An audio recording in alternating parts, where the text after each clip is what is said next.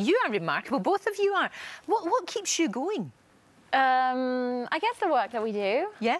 Because we just don't ever stop, and I think the more we do, the more we see the importance of it, and the more the reason not to do it, not to stop. So of course, I just keep myself far too busy to think about cancer. I'm too busy for cancer. Right, too busy for cancer. I like that as a slogan. I think it's a real good one. But you have made such a difference, you know, with your own charity, with CoppaFeel, and you've saved lives. You have. Yeah, which is brilliant. Yeah. But I think we have conversations with women all the time. We're at festivals, universities, schools, wherever. And the key thing that people keep coming back to about is, I don't know how.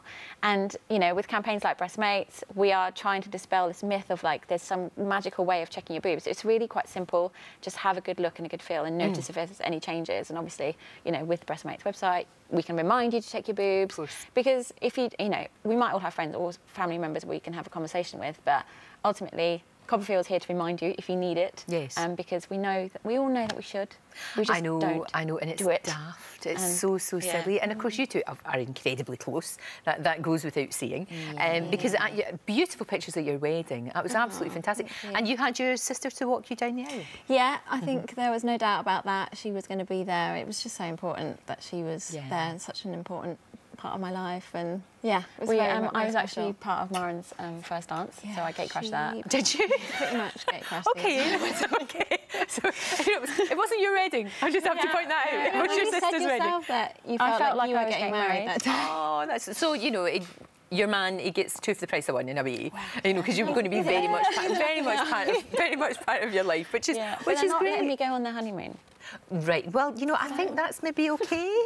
I think that's maybe all right. I think it's good. But can you just hang out, you two, without this big shadow over you? You know, because I mean, some of the photographs there are joyful. You know, when you're at the wedding and you're just hanging out and you're just having fun. Is it always there, or can you just be sisters together, like the way sisters should be? I think. Well, do you know what? You can talk. Thanks.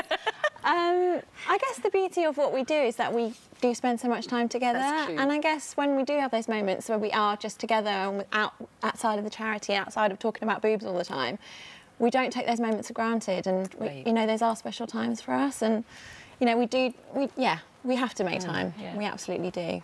Because it is, you know, you are living on borrowed time. We look at you and you look fantastic.